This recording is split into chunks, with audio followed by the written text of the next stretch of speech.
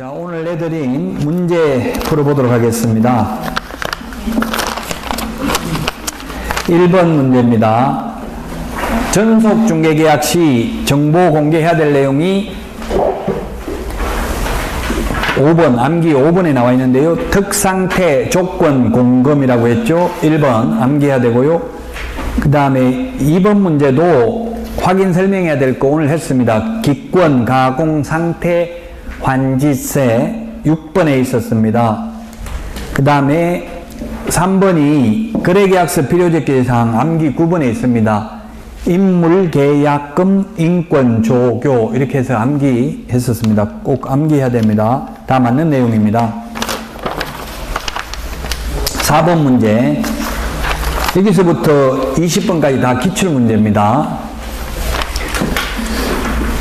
4번에 보니까 자격취소, 자격정지 처분은 사무소 관할 시도지사가 아니라 교부한 시도지사가 합니다. 암기 프린트 54번에 밑에 2번에 있습니다. 청문과 의견 진술 기회만 사무소 관할 시도지사고 나머지는 모두 다 교부한 시도지사입니다. 그래서 사무소 관할 시도지사라고 해서 X고요. 그 다음에 5번은 자격 취소했을 때 5일 이내에 보고합니다. 5일 이내에 국토교통부 장관에 보고합니다. 7일이라고 해서 X고요. 또 오늘 토지거래 허가구역 지정권자가 공고하고 나면 5일 후에 효력이 발생했죠. 토지거래 허가구역도 5일 후에 효력이 발생한다. 그 다음에 6번에 보면은 협회 공제사업 운용 실적은 매 회계연도 종료 후 2개월이 아니고 3개월 이내에 일간신문 또는 협회부에 공시하고 협회 인터넷 홈페이지에 게시해야 된다. 암기 프린트 43번에 5번에 있습니다. 그래서 틀렸고 7번은 중개보수.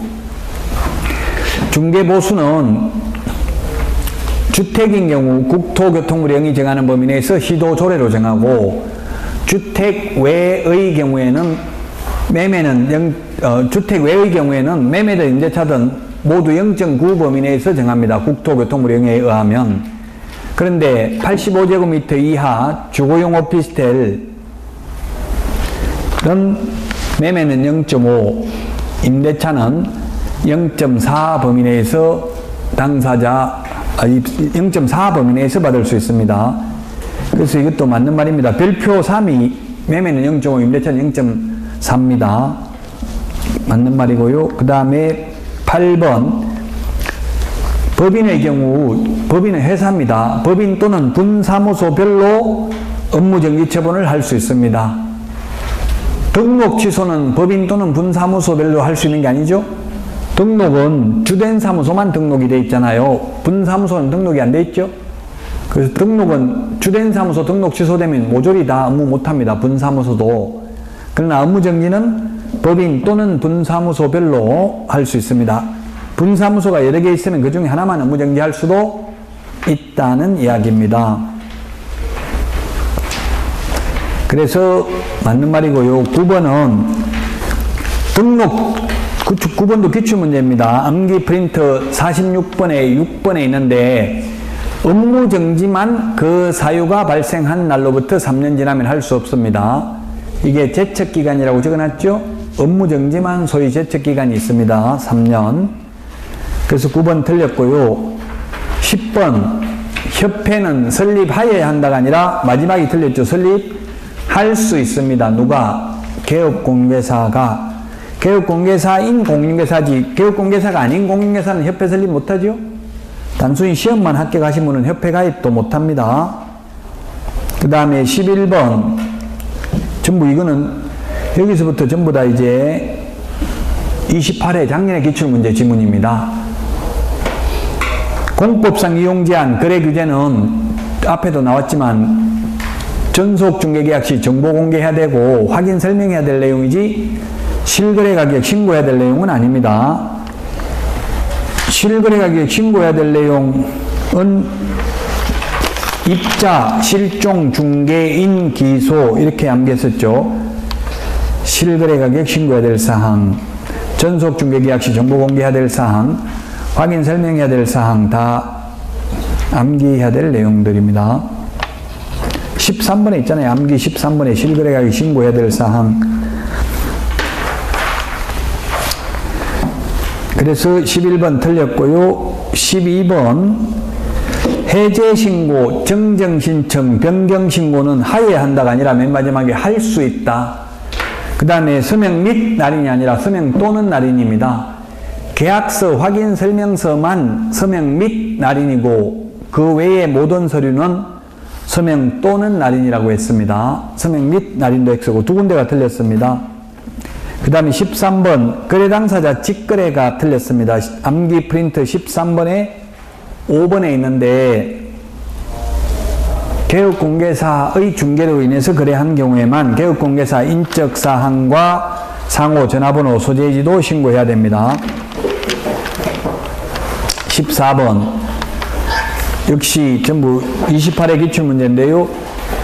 부동산 거래 신고서에 기재하는 금액은 입주권 분양권의 경우 부가가치세를 제외한 금액을 적고요.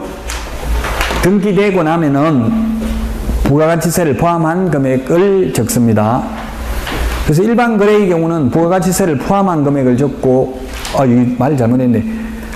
부가가치세를 제외한 게 아니라 입주권 분양권의 경우는 부가가치세를 포함한 금액을 적고요.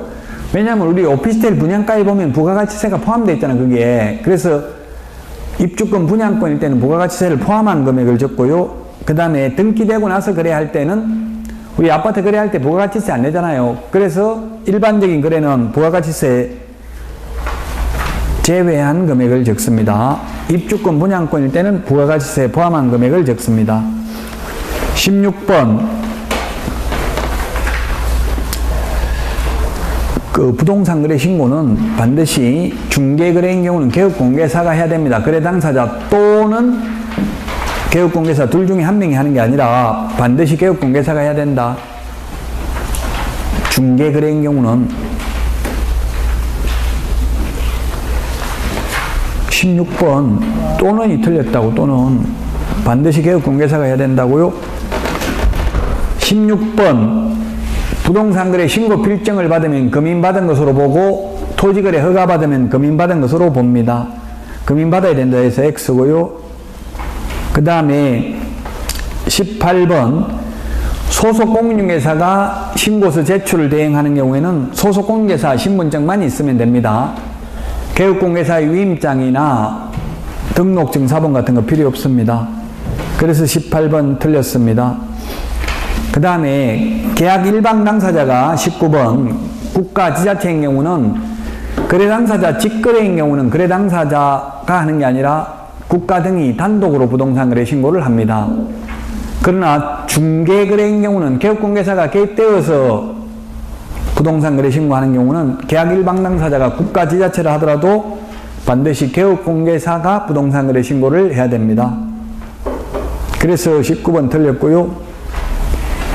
20번 조사가 시작되기 전에 자진신고하면 면제해주고 조사가 시작되고 나면 50% 깎아준다고 했죠. 그럼에도 불구하고 자진신고해도 면제 또는 감경해주지 않는 게 세 가지가 있다. 60일 이내 부동산 거래 신고하지 않는 경우, 거래대금 지급 증명자료 제출하지 않는 경우, 그 외의 자료 제출을 하지 않는 경우는 자진신고해도 면제 감경해주지 않는다. 자진신고하려고 맘먹으면 증빙서류를 제출해야 되죠. 증거를 수집해 두어야 합니다. 리니언시 제도라고 했습니다. 서로 상호 불신을 조장하게 해서 탈법 행위를 방지하고자 하는데 취지가 있는데, 이 부동산 거래 신고 등에 관한 법률만 자진신고 제도가 있고 우리 공인중개사법에는 가태료 자진신고 제도 없죠. 여기만 있습니다. 부동산 거래 신고 등에 관한 법률만. 자, 여기까지 하고 다음 주에 뵙겠습니다. 설명절 잘 보내시고 다음 주에 뵙겠습니다. 수고하셨습니다.